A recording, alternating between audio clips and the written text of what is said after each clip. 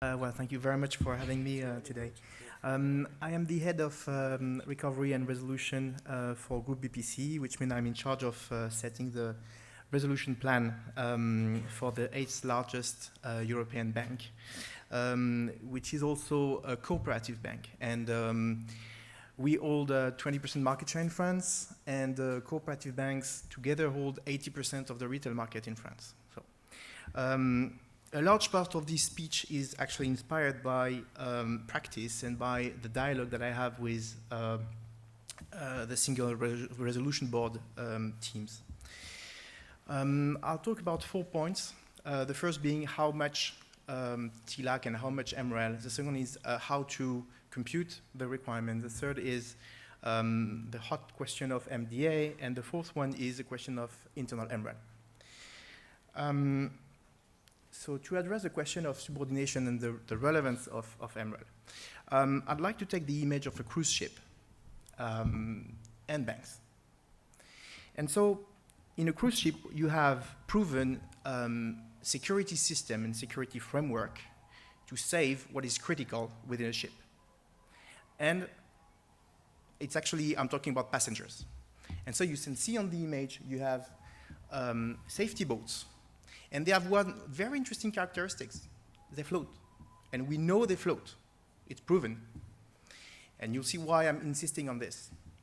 And so for me, what is important is if we want to properly save banks through recapitalization, we need to have a layer of subordinated debt, not only for GSIBs, potentially for all banks.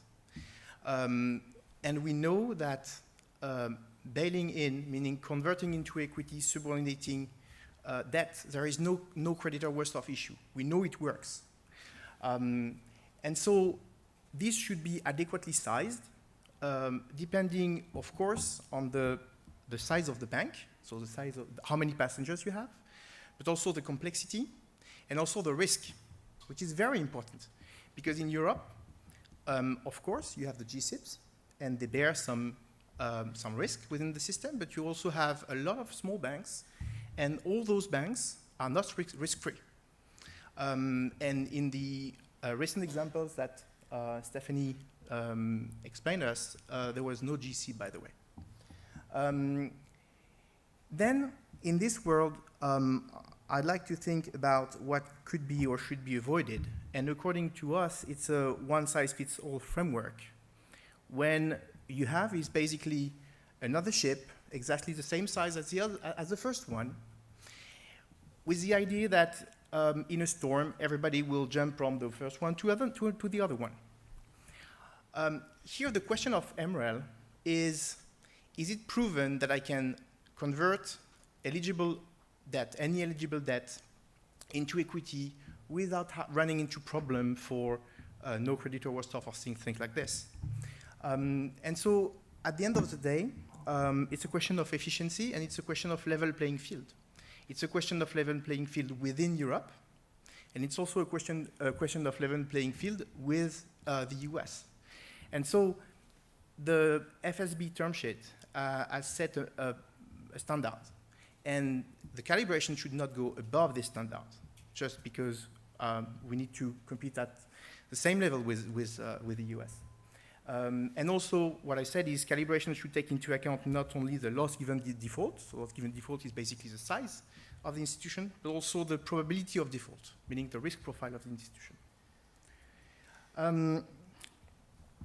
Then we heard about the recent proposals for having an additional criteria to set the TLAC and MREL requirement based on unweighted assets. So basically 8% of total balance sheet. It's kind of a paradox because we just actually finished a difficult international discussion with Europe going for RWA and defending RWA, and having the US on the opposite defending unweighted assets framework. We should not forget that the sole purpose of TLAC and MREL is about recapitalizing a failing institution. And not a single authority will size new own funds depending on the total balance sheet. They will provide instruction based on RWA. And there is also a question of how much agencies and investors are accustomed to RWA. It's a question of transparency for them and of market confidence. We also need to have a framework that is readable for them, easily to understand. And finally, in the system of a requirement also based on total liabilities and own funds, you're penalizing the good pupils, I would say. Because if I don't try to game the system and I don't try to optimize the size of my balance sheet, I will end up with a requirement expressed as a percentage of the balance sheet. While all the bad pupils will at the end have a requirement expressed as a percentage of RWA because authorities know that this will be the metric for recapitalization. And so what is the purpose for the good pupils of having a higher percentage or a higher amount just because of it's a percentage of total liability and own funds? And so the next topic very quickly, because I promised this to our host, is the danger of having an automatic MDA. Automatic MDA mean automatically restricting dividends if a bank is not able to roll eligible debt. And it's very important, I'm talking about a well-capitalized bank. I'm not talking about MDA on own funds, I'm talking about MDA on eligible debt. So basically, an automatic MDA is adding more capital when capital is not the issue.